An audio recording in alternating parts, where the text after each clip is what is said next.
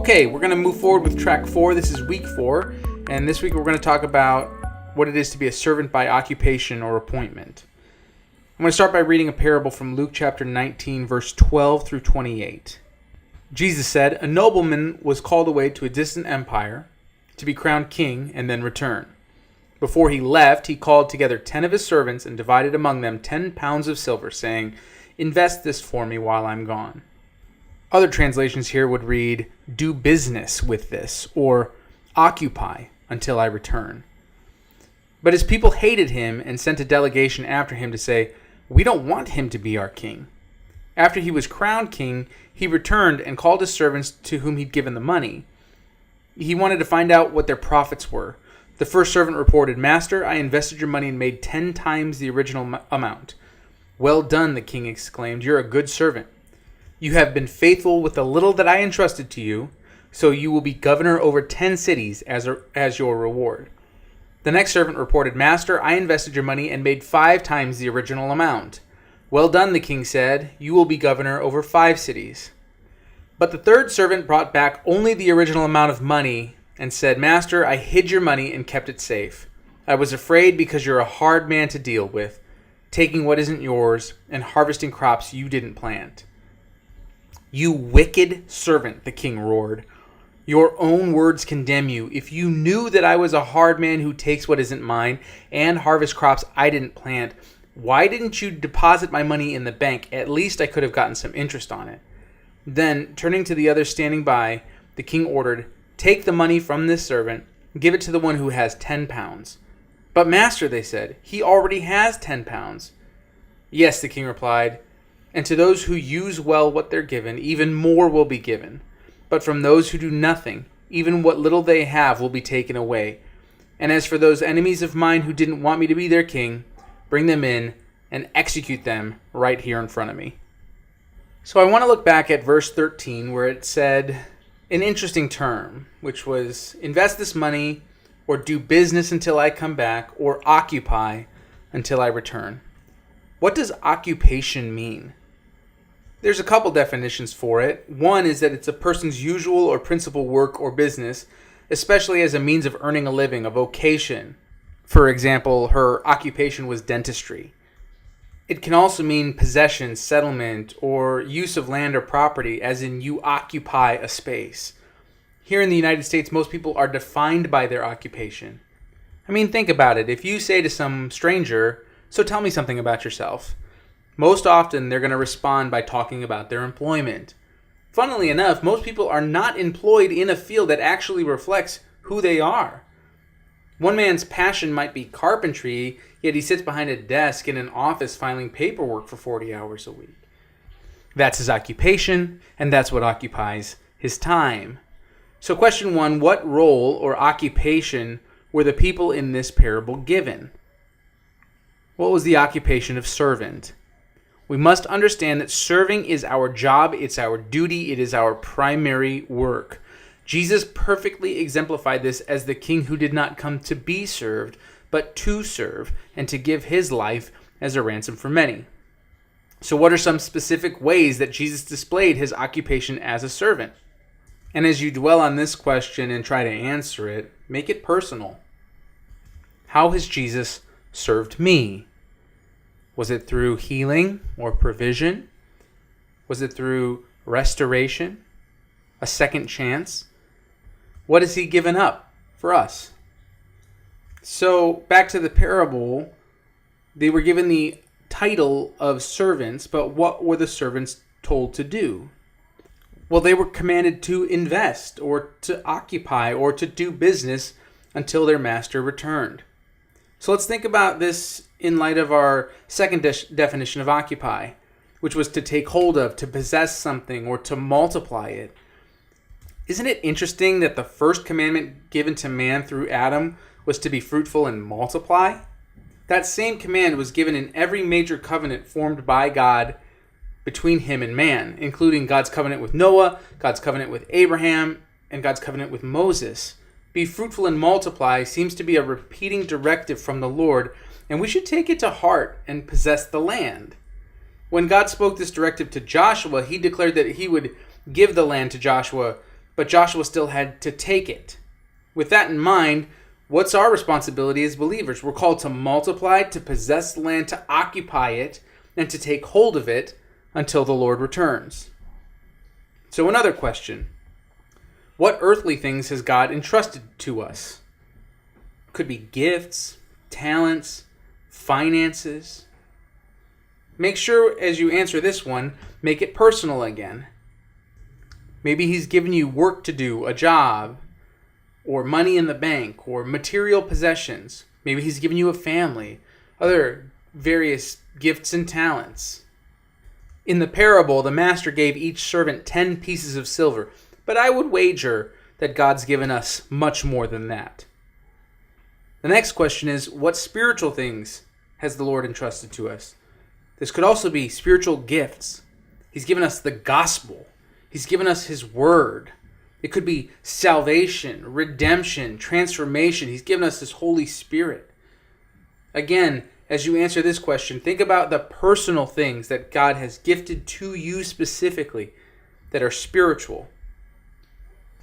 And then the last thing I want to know on this is, what territory has he given you to multiply? A city, a county, a state, a school system, an office, a neighborhood, even your home? We've all been given territory that is ours to take hold of, to possess, to occupy. What's yours? Now, once we figured out what our talents are and what areas we've been called to multiply, the real question becomes, what business have we done with what we've been given? And I think you should allow time to really reflect on this and do some self-evaluation. Have I effectively multiplied the practical and the spiritual things that God has entrusted in me in the areas of my life that I've been called to multiply? Years ago, Foursquare's general supervisor, Tammy Donahue, instilled a policy for all Foursquare leaders dubbed the No Shovels Club, meaning that we weren't going to be a movement or a people who were given gifts and given talents and land to occupy, but decided that rather than do business and multiply what we had, we would simply bury our talents and be satisfied with what we already have. Not only will Foursquare be a No Shovels Club, but the Sound is a No Shovels Club, and your ministries and startups should be No Shovels Clubs. Thinking back on the parable, what were the reasons that the servants buried their talents? Well, I'd say number one is that they didn't know their master. When they described their masters, they didn't really paint an accurate picture of God. They said he was a hard man who took what wasn't his, who reaped where he didn't even sow. To put it simply, they didn't know him. And knowing Jesus is the single most important thing in this life. It happens through prayer and worship and devotion to his word and fellowship with other believers. So know your master. And secondly, they misunderstood their master. If you remember back to track 3, we talked extensively about rightly dividing the word of God. It's important to not only hear the word, but to understand it. Misunderstanding breeds striving. Think about how many times you've misunderstood or been misunderstood and all of the ramifications that follow that. And they misunderstood God's command for them to occupy and to multiply. So to summarize this first parable, it's your job title. It is your mandate. It is your appointment. It is your primary occupation to serve and to multiply. Let me read another parable for you. This one's from Luke chapter 12. This is verses 35 through 48. Jesus says, "Be dressed for service and keep your lamps burning, as though you were waiting for your master to return from a wedding feast. Then you'll be ready to open the door and let him in the moment he arrives. The servants who are ready and waiting for his return will be rewarded. I tell you the truth, he himself will seat them, put on an apron, and serve them as they sit and eat. He may come down in the middle of the night or just before dawn, but whenever he comes, he will reward the servants who are ready." Understand this, if a homeowner knew exactly when a burglar was coming, he would not permit his house to be broken into. You also must be ready all the time, for the Son of Man will come when least expected. Peter asked, "Lord, is this illustration just for us or for everyone?" And the Lord replied, A faithful, sensible servant is one to whom the master can give the responsibility of managing his other household servants and feeding them. If the master returns and finds that the servant has done a good job, there will be a reward. I tell you the truth, the master will put that servant in charge of all that he owns. But what if the servant thinks, my master won't be back for a while, and he begins beating the other servants, partying and getting drunk, or basically abusing his power and neglecting his authority? The master will return unannounced and unexpected, and he'll cut the servant into pieces and banish him with the unfaithful. And a servant who knows what the master wants but isn't prepared and doesn't carry out those instructions will be severely punished. But someone who does not know and then does something wrong will be punished only lightly. When someone has been given much, much will be required in return. And when someone has been entrusted with much, even more will be required. Jesus here is talking about his second coming. After his death and resurrection, he spent 40 days teaching his disciples and speaking to people and showing himself as the resurrected king. And then he ascended into heaven. But he also promised that he would come back to rule and to reign.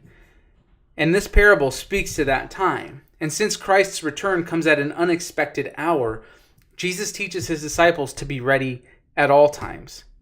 The application of these parables is that preparedness for the second coming of Christ is essential. All who are members of the household of faith must be found serving God and one another when he returns. To put it simply, the overall theme of this parable is watchfulness.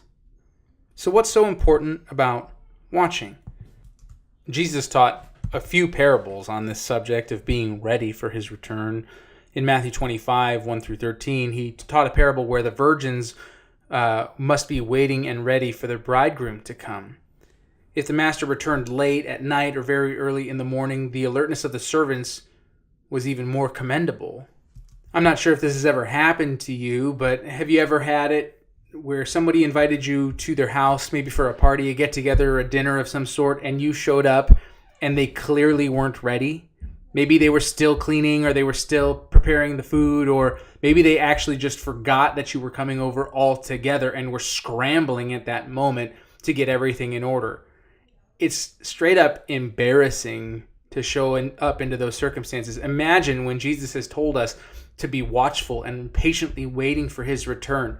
If he shows up, knocks on the door, and we go, hang on, Jesus, just wait outside on the porch for a few minutes. That's not going to work. Jesus teaches his disciples that they should be ready at all times because he could come at a time when they would not be expecting it. This parable pictured several servants waiting for their master to return from a wedding banquet. They're supposed to be consistently and constantly vigilant so that when their master comes, he can enter the house immediately when he gets home. And if they prove themselves worthy by being watchful and ready, their master will take care of them and reward them exceedingly. The next question is, what mistakes did the unwise servant make? Well, I'd say there's at least two.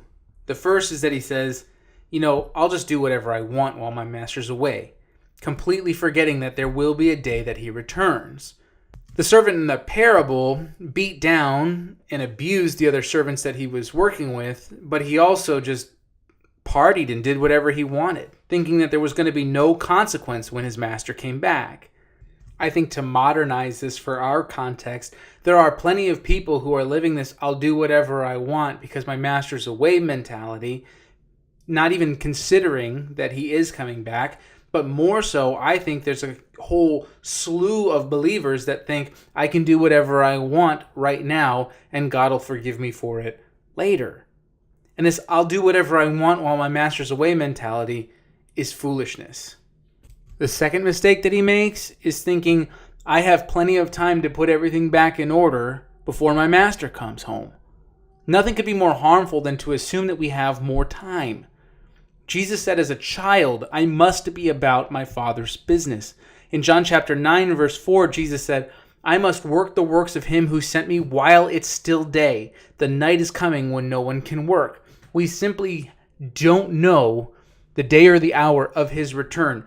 And until he returns, it is our job, it is our duty to multiply, the gifts and the talents that he's given us to occupy the land and to use the authority and the power that we have to serve others. Third question is, why was the faithful servant blessed? Again, in this parable in Luke chapter 12, Jesus says that this call to watch applies to everyone.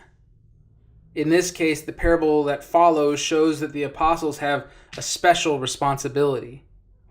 In it, the steward in charge of the servants is a servant himself, teaching the importance of faithfulness in doing the will of the master. Not only does Jesus teach the certainty of his return at an unexpected moment, but he also implies that the church, his disciples, would continue serving God for an unspecified time until his return. As he said, "Blessed is the servant whom his Lord will find doing when he returns." How did the evil servant neglect his responsibilities? The attitude of the evil servant is contrary to the command to be ready. His severe treatment of the other servants, the abuse and the neglect that was happening, is similar to the description of the false leaders who ravaged the congregation in Acts chapter 20. Similarly, the dramatic portrayal of the servant's punishment, cutting him in pieces, stresses the seriousness of the evasion of his responsibility. The original statement in the original language was probably more something like, he was cut off. Now think of what that implies. If you're a disciple of Christ, not doing the will of the Father, not occupying, not multiplying, not serving others, you get cut off, not just from him, but from your fellow servants, from the church. Those who use their authority to be abusive towards other believers, those who use their authority to just have a good time and party and neglect their responsibilities are cut off both from God and from the church. And Lord forbid that ever be us. Look, I get it. These parables are very difficult to swallow. They're hard to read because of all that they imply. But we need to be able to read these difficult teachings and learn from them. And honestly, if you look at the end of this parable, you can see why this is such a big deal. In verse 48, Jesus said, when someone has been given much, much will be required in return. When someone has been entrusted with much, even more will be required. To whom much is given, much is required. With great power comes great responsibility. You can't have both ways. If God gives you the fullness of his promises in the kingdom, if he gives you his word and his Holy Spirit, he expects that we do business with what he's given us, that we multiply it, that we invest it in other people, that we occupy our territory until his return. And he expects that we're ready for him when he comes back, that when he rings the doorbell, we're going to answer and say, come on in. Faith can be found on the earth still. Look at all of the people that we've brought into your kingdom. Look at all of the people that have been healed and that have been restored and that have been forgiven because you worked through us. We have a job title, servant. We have a job description, serve. We have an area of influence to occupy.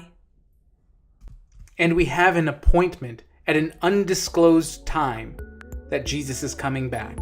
So be ready for it by serving other people and serving the kingdom.